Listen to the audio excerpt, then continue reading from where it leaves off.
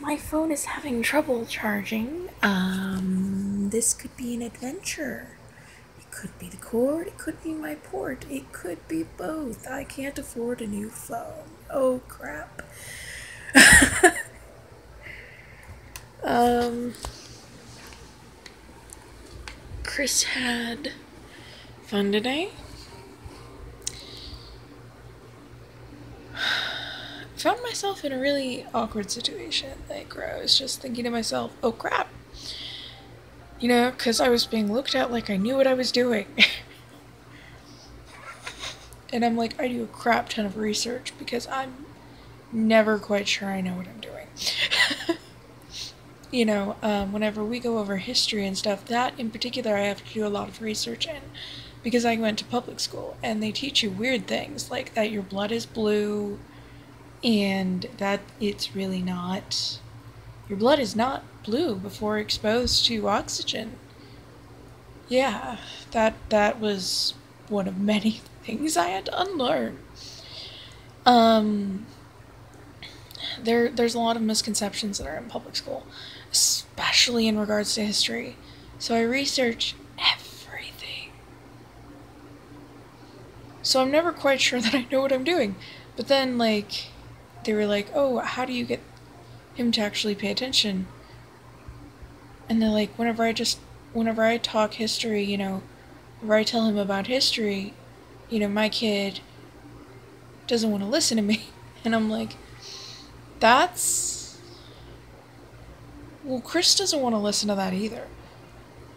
I tried summarizing some stuff on the way, and he was just so not into that.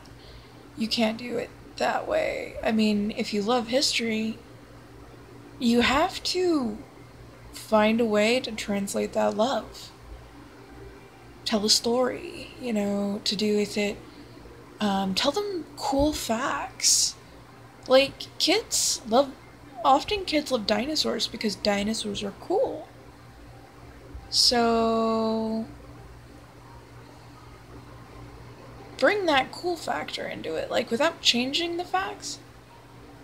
Talk like a storyteller. Ask questions, you know, constantly. Just be like, hey, let's do this thing that has to do with history that isn't a cookie that's shaped like the United States.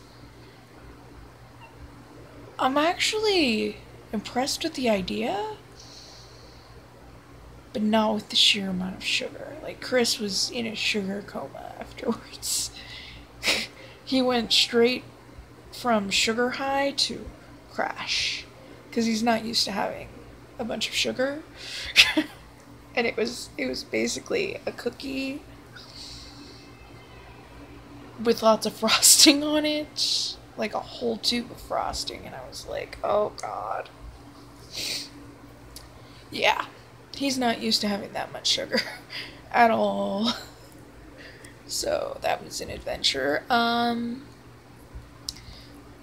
I actually kind of like this co-op a little bit better than the other ones because we're, you know, other than the fact that the library itself decided to kind of move around what the rooms were, I guess, because they'd booked a different room.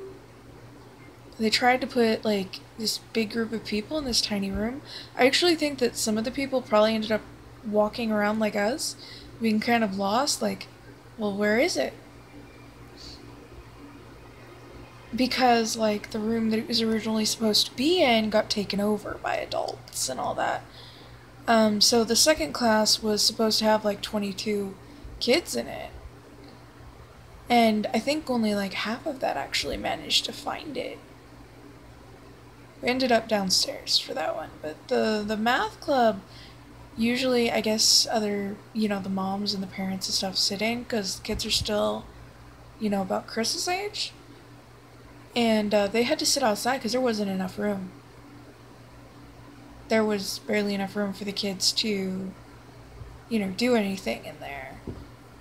And I was like, well, that's kind of shitty. Like, why would you just move this stuff up there into, like, the smallest study room that the library has? What are you trying to do there? And then, like, they kept on trying to redirect people up there, but then, like, the teens took over that room because there was another homeschool, like, thing going on for that. The library itself did not seem to manage the situation well. The group itself was alright. I wasn't a big fan on how the history thing devolved into crafts and cookies. Because if I ask Chris what he learned, you know, he's going to tell me he learned that he likes cookie dough. That he really likes cookie dough. It was basically cookie. It was edible cookie dough that was cookies, basically.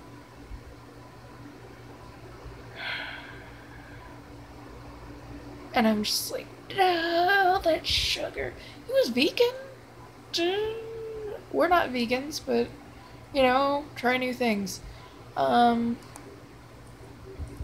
didn't have any. Chris did, though.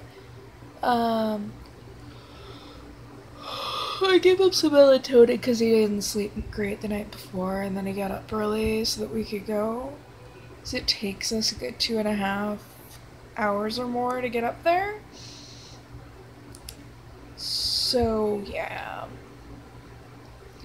I did talk to some people, and they said that there are actually other people from Phoenix who end up there, because now I completely forgot about this because I don't even count them as a homeschool group. I'm just kind of like religious extremists. I'm just gonna stay away from that. Because there is at least one group in Phoenix, but they're like super religious. They completely just want it to be like Sunday school. Their entire reason for not wanting to let the kids go to public school is to indoctrinate them further into religion and isolate them from anyone who doesn't believe what they believe.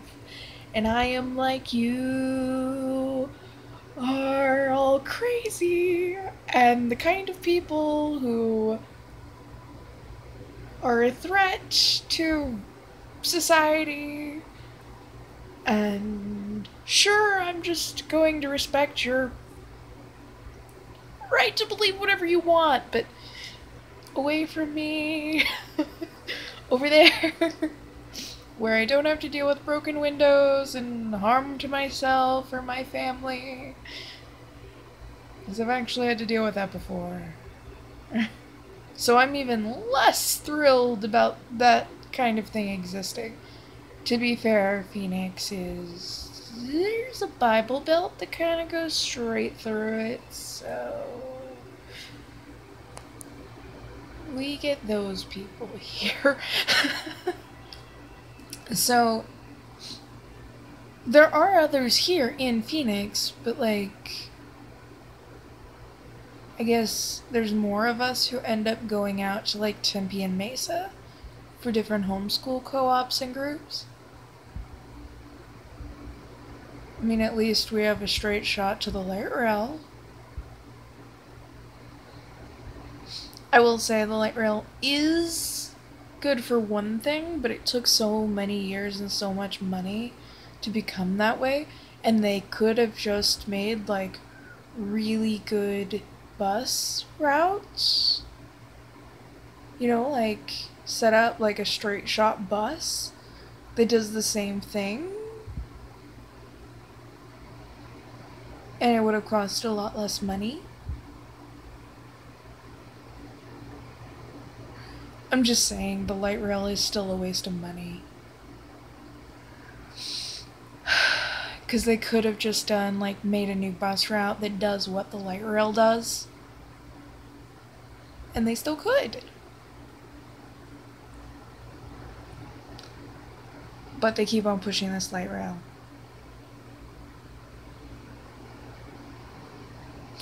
Why couldn't you just try and, like, build a double-decker bus or something? Do something else as a novelty. The light rail is...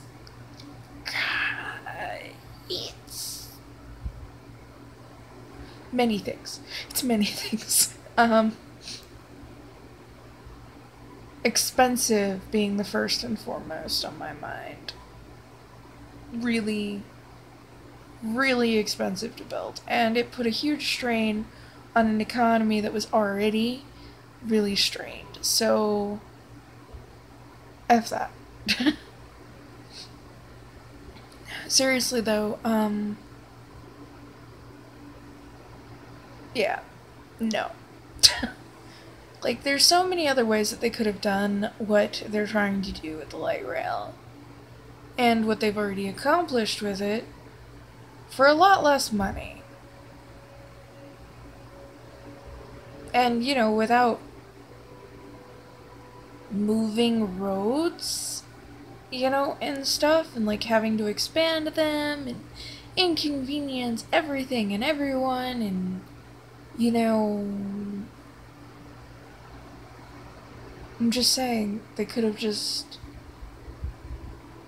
built a bus that looks pretty or something, and done a route that just does that. But that's a bus.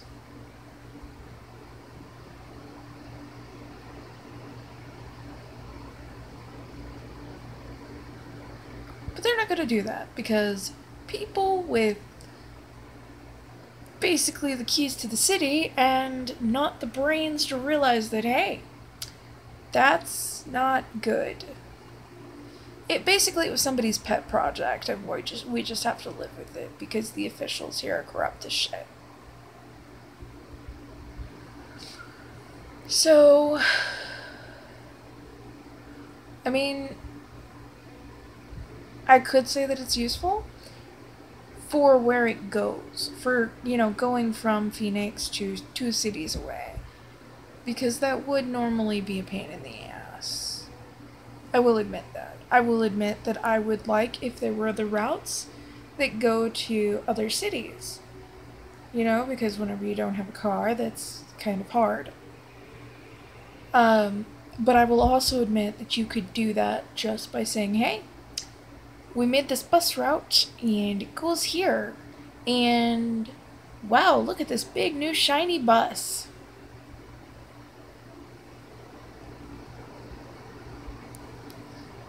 If you want to be flashy and do this sort of thing, you could just do a shiny bus. Okay, maybe not shiny. Arizona Sun is, you know, like physically shiny. I mean, like painted nicely or something. You know? Do something like that. Maybe contract some local artists. Make it an artistically painted bus that goes, you know, to another city and, you know, does a specific route, much like the light rail. But this is... The light rail's a money suck. That's what it is. There are other ways to do what they did. If they were really thinking about the people of the city, the people who live here, they would have scrapped the light rail idea completely. Because there are better, cheaper ways to do it that still could have, you know, kind of ended up attracting tourists and stuff. Like, who doesn't want to see buses that are completely painted by artists? Like, look, that bus is a mosaic. You could totally do something like that. And not, you know, it wouldn't cost as much as the light rail has. Like, the light rail has caused so much heartache because they keep on pushing it. They've taken away from schools and a bunch of other things for that stupid light rail.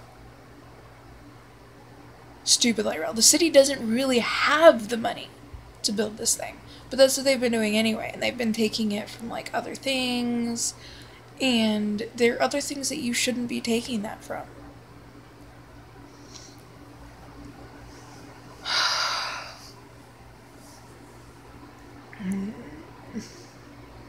Meanwhile, education has gone to shit.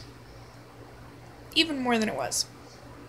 Because that's where the money's been going. to the light rail. So I'm not fond of that stupid thing. But it's here, and I have to live with the fact that it's here. So if it's on the route of where I'm going to use it. But I still think that they would have been better off just doing a bus. Like, maybe a brightly painted bus. Or even doing a double-decker. They have those in the UK. Those would be pretty novelty here. You know, there's a variety of different things that you could do. I think San Francisco, there's some place somewhere that has trolleys, or like a vehicle that's kind of like a trolley that does not run on a track. But it looks like a trolley. I don't know.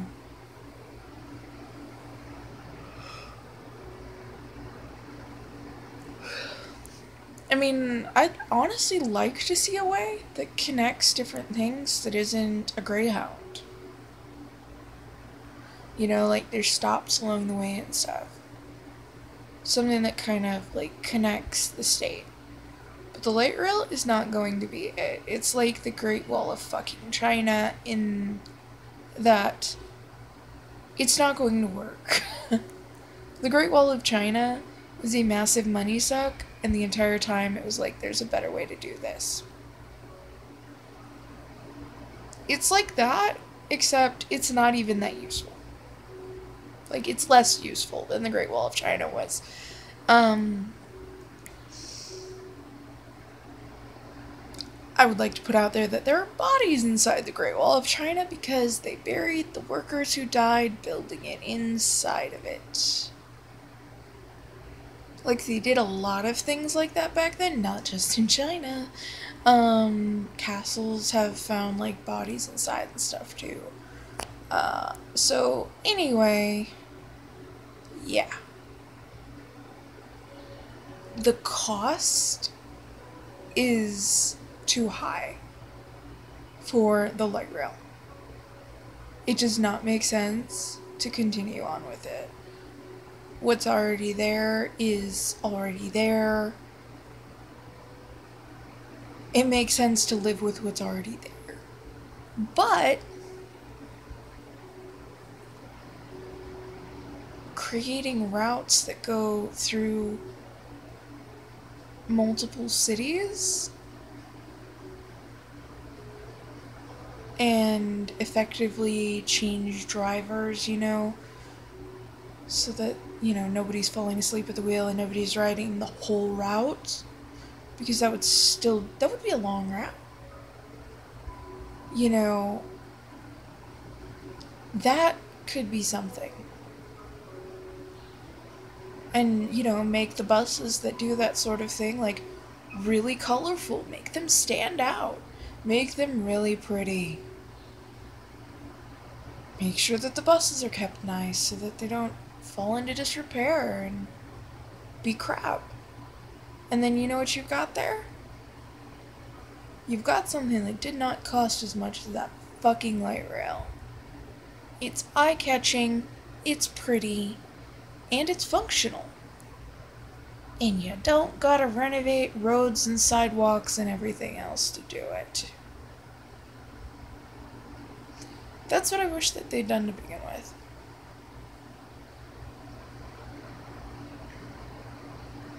Anyway, we took the light rail down there because it goes down there.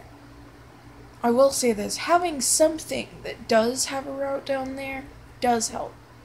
It does kind of open things up, but I don't agree with using the light rail to do it. I think that they should have just done a bus route or something.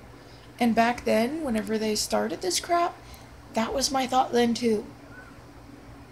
Why can't they just set up a bus route? You know what a friend of mine said after I said that? You're talking about politicians with more money than brains. And I said, point taken.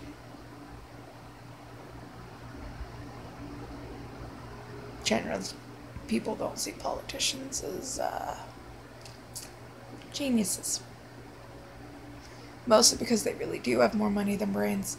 They live in like another world as in regards to money, where they can live without half of their salary. So they think that everybody else can, and they can't. So whenever the insurance, for health insurance, whenever you have to give up half of your wages to get it, you can't get it. Because you're already paying half of it or more for rent and other things, and there's not really anything left. And so you're like, wow, I won't be able to eat and pay my bills if I get this. So yeah.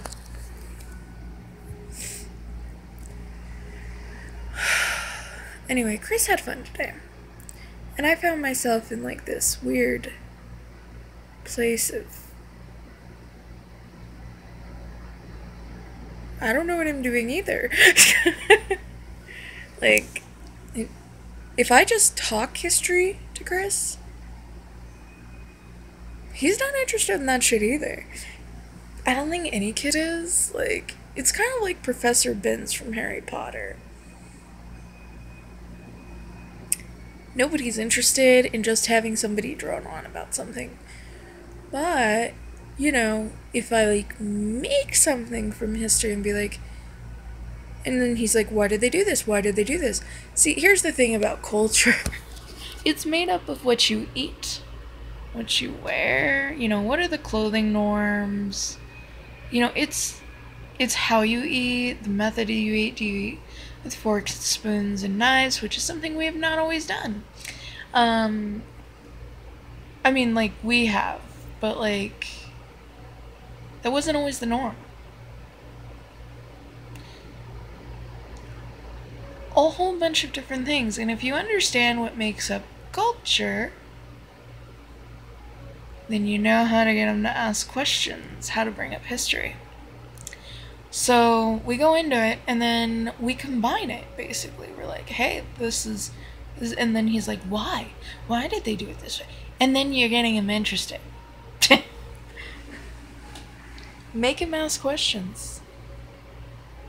That's it. It's not rocket science. It's not like, but damn. And then, tell it like a story. Like a true story. But, don't put anything untrue in it. But then, you're like,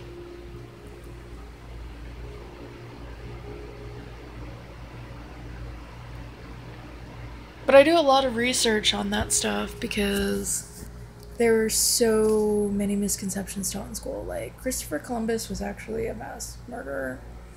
Yeah. He didn't actually land in America. He landed on some islands nearby and then killed, 2/3 of the population. Yeah. He was really bad, but he ended up, I guess somebody wrote a weird, it's equivalent of, a historical fan fiction sort of thing, writing about Christopher Columbus, and it changed, everything about the story, and later on it was brought up, though, and used kind of, cited as if it was fact, because Italian Americans, they were just they were doing what essentially Rome did. Whenever they included all the gods, even the people that they sort of absorbed, they would just kind of add them to the pantheon somewhere, or they would say, okay, this is just another version of this, of this pre-existing one that we already have, or this is a new one, and they did this. Yeah. So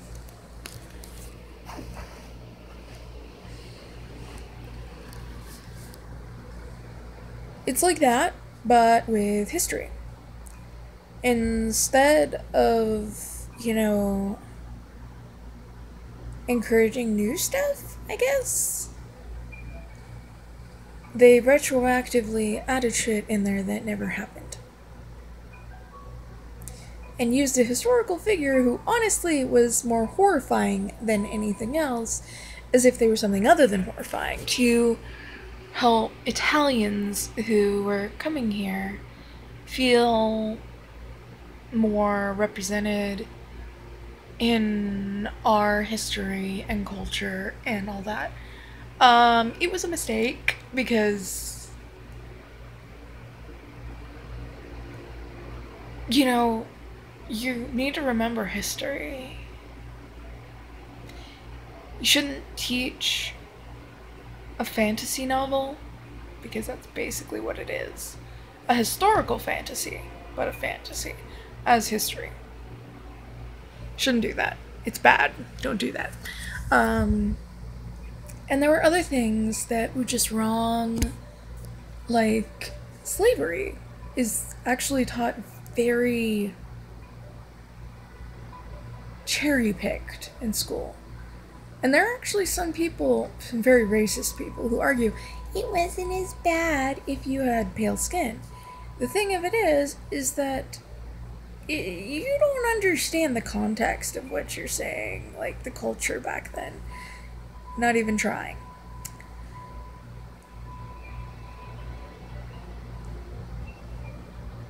Yeah, it was still generational. This is a day and age where people sold their wives like slaves. I hate to break it to you, but everybody had it shit back then. Not just people with darker skin colors. And even then, like, that took a really long time to sink into any part of culture, really. It was just kind of pushed by aristocrats until, like, the nobles and shit. Until, like, but it took, like, a really long time, like, really long time for it to catch on with anything even resembling the rest of society in any part of the world.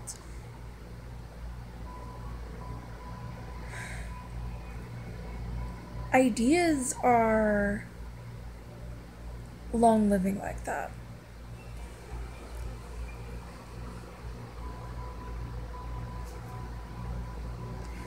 And another thing that I wanted to kind of go over was things that we know about Native American culture before, and how they weren't just a bunch of tribes. Like, the tribes that we knew were remnants. The tribes that they knew were remnants. Like, they had no idea. They didn't know what germs were. They didn't know what happened. Like, you could literally turn this into, this is why we have the CDC, Center of Disease Control. This is why we wash our hands. This is why there's an island in the middle of an ocean somewhere. Or, yeah, there is an island. I don't know if it's in the middle of the ocean. I'd have to look at a map or something.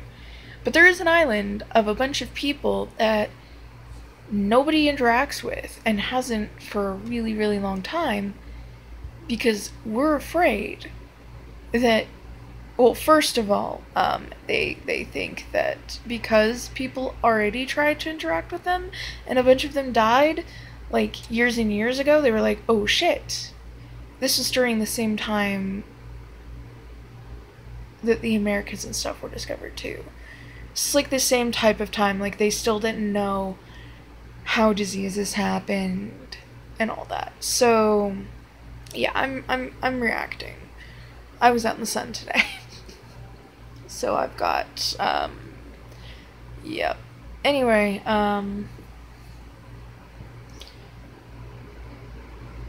so there's this island of people that are isolated, and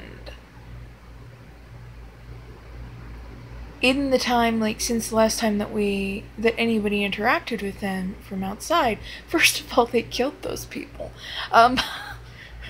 Yeah, they're not very friendly. Second of all, a lot of their people died. They came to the conclusion that basically anybody not them is possessed or something, or like brings ill fortune because of it.